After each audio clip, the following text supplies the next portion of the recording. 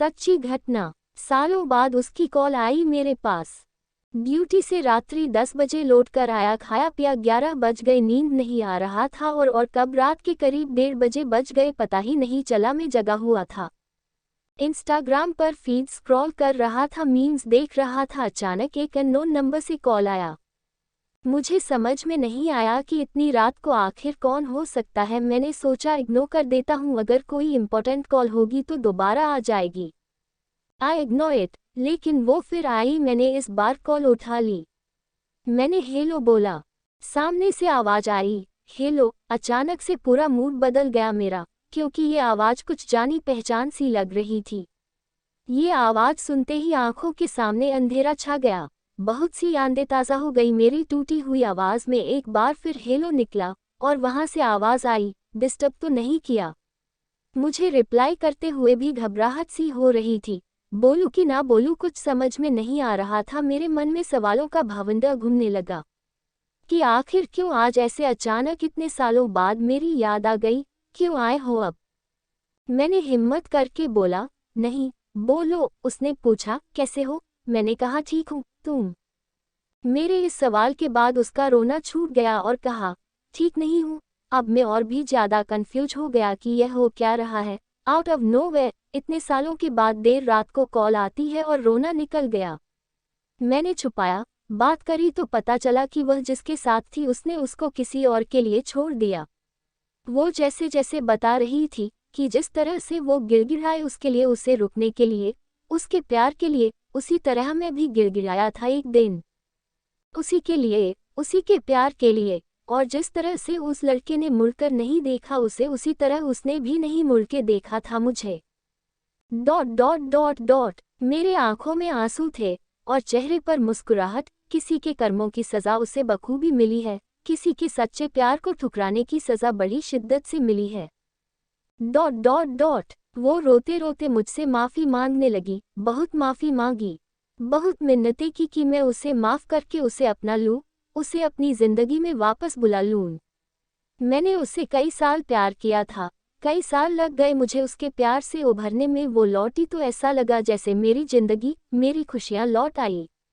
मैंने उसे माफ़ कर दिया। फिर उसने मुझसे पूछा, क्या तुम मुझे अपनाओगे?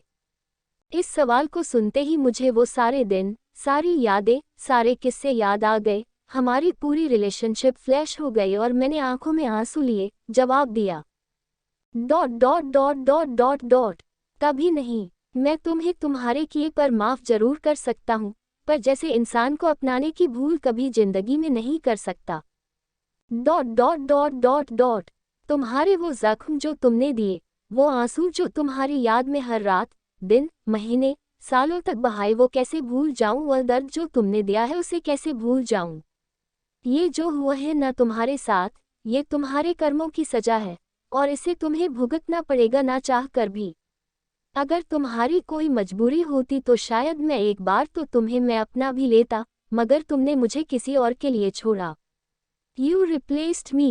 How can forget? I'm sorry. लेकिन मैं तुम्हारे साथ अब और नहीं चल सकता। हो सके तो दोबारा कॉल मत करना। ... इतना कहते ही मैंने फ़ोन रख दिया। ये पहली बार था जो मैंने उसको ना कहा था। ... मुझे रोना तो बहुत आया और मैं रोया भी, पर मैंने गलतियां दोहराने की भूल नहीं की। ... जिंदगी में एक वक्त ऐसा आता है जब आपको दिल नहीं दिमाग से काम लेना पड़ता है। दिल अक्सर बहका देता है पर दिमाग सब जानता है, सही गलत सब कुछ जानता है। हम सारी जिंदगी दिल की सुनते रहते हैं और दिमाग को इग्नोर करते रहते हैं। ... लेकिन आज फिर एक बार मैंने दिमाग को भूल कर दिल की सुनी और दूसरी रात को उसको कॉल किया, लेकिन उसने रिप्लाई नहीं दिया। मैंने उसको कई बार कॉल किया लेकिन कोई जवाब नहीं मिला। रात भर सो नहीं पाया, सुबह का इंतजार करने लगा। मैं सुबह भोर में उठकर उसके पति के घर पहुंचा तो पता चला कि वो कल रात में कहीं चली गई। अब ये सुनकर मेरे आंख से आंसू निकलने लगे। मैंने उसको खोजने की बहुत कोशिश की, वह नहीं मिली। मैं बहुत परेशान होकर रात दिन उसको खोजने लगा और उसके बारे में सोचने लगा कि काश उस दिन में उसको माफ़ करने के बाद अपना लेता तो आज मेरी मोहब्बत मेरे साथ होती।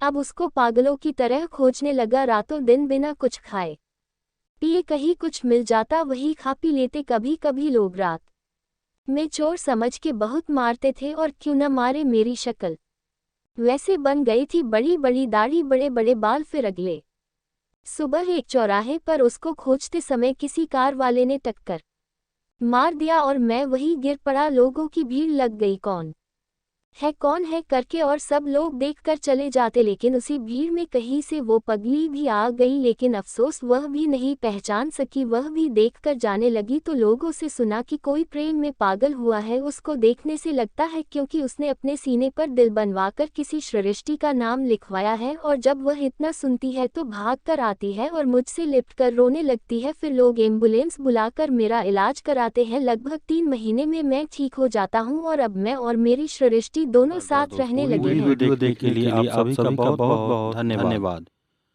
वीडियो यदि पसंद आया हो तो प्लीज़ वीडियो को लाइक कीजिए, शेयर कीजिए, कमेंट कीजिए, और हाँ दोस्तों, सब्सक्राइब अवश्य कीजिएगा, क्योंकि आपके एक सब्सक्राइब, एक लाइक से हमें काफ़ी मोटिवेशन मिलता है। एक बार फिर से आपका धन्यवाद।